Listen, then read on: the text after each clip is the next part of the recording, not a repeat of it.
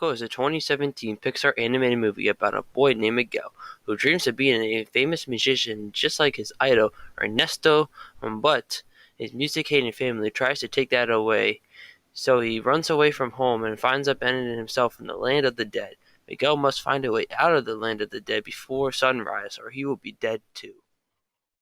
The movie is visually amazing. The colors and the light all work together so well in this amazing style of animation. The scene where Miguel crosses over the bridge to the land of the dead for the first time is absolutely gorgeous to look at.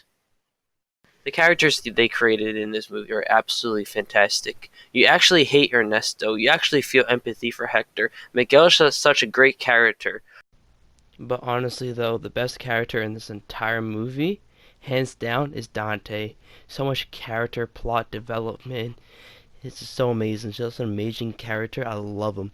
I love the way how he randomly becomes a spirit creature without any type of any notice at all, no hints at all, no nothing. He just becomes it because plot. I love it. Such a great character. 10 out of 10. So good. Misleading the audience is what Coco does it best.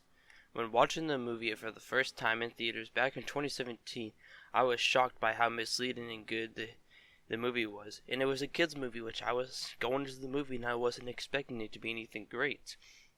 And watching it again 3 years later really blows me away still. Before the final act of the movie, the audience discovers that Hector is Miguel's great-great-grandfather and not Ernesto.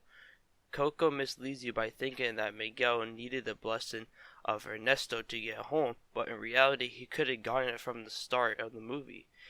And once Miguel finds out that he's related to Hector, the plot isn't about, getting Miguel home anymore. It's also about saving Hector's life as he starts to fade away, just like that old man earlier in the movie. Another part that also misleads the audience was the idea that Ernesto was this great musician. But as we see in the movie, he killed Hector and stole his music. Did somebody say music? Oh no. That's an interesting point you're making there, Des. You mind if I take it from here? Be my guest. I'm gonna order some Domino's. Alright, the big thing I want to talk about is foreshadowing in regards to the song Remember Me. But before we get to that, there's a couple other things I want to talk about. First off, they did a spectacular job of setting up an environment in order for Miguel to want to be a musician. You know what they say, you are a product of your environment. And so you can see throughout the film that, like the plaza, when he goes to the plaza, there's musicians around every corner. And from what I understand too, that's culturally accurate. And then music in that regard also is excellent. Secondly, the non-diegetic music. And in case you don't know, diegetic music is music that happens in the movie that the characters in the movie can hear. But non-diegetic music is like the background music in the score that the audience hears. So the non-diegetic music is spectacular. And sometimes that gets overlooked in a movie where music is such an essential part of the plot. Alright, now let's get to the foreshadowing in regards to the tune Remember Me. So, the first time we hear the tune is when Ernesto is playing. At the end of his performance, he hits that really high note, and the operator slips and the bell falls on him. It's kind of a lame way to die. But I kind of compared that to in other cartoons and movies when you hear a character or a singer hit a really high note and you hear glass shatter. That's kind of what I compared it to.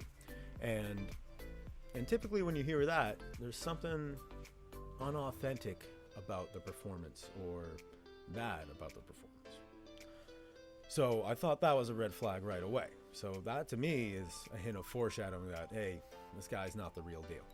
And then we find out later that he didn't write the tune.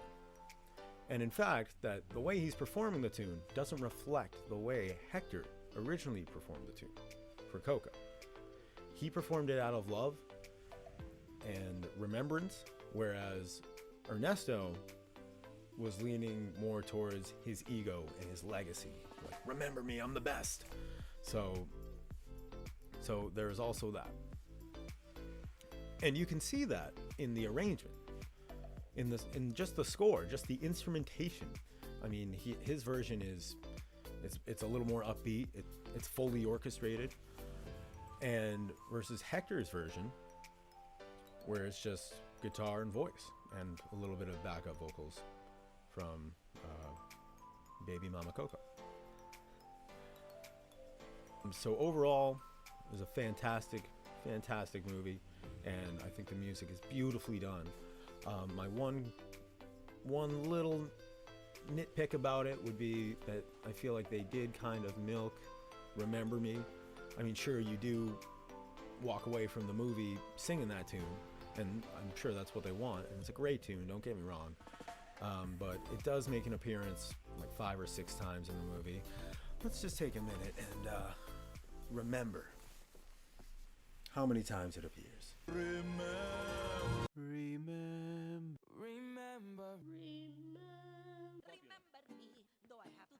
Every year, your great-great-grandpa puts on the dumb show to mark the end of Dia de Muertos. Quite a few times. So, with all that being said, I think Desmond and I both agreed to give the film a 9.5. And not just because of the Remember Me thing, but just as a critic, we don't know what a 10.0 would be. We don't know what the perfect movie would be. Alright, that's it for today. Thanks so much, and thank you, Hartattack, for having me on your channel. Been a pleasure. Thank you so much, Joe, for that. That was awesome. Check out his channel. It is in the description below. That's Joe Liani if you want to search it up. Amazing guy. Awesome channel. Love his videos. Anyways, that's the end of it. That was a 9.5. That was Coco. Amazing. If you have any ideas for the next movie review, comment down below, and I'll see if I have the movie.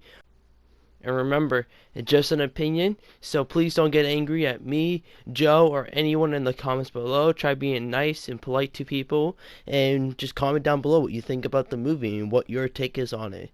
I'm really eager to hear it. And don't take the score too literal or serious. It's just a video, right? It's all for fun. Anyways, see y'all in the next movie review. Take care and stay safe. Very important. Stay safe.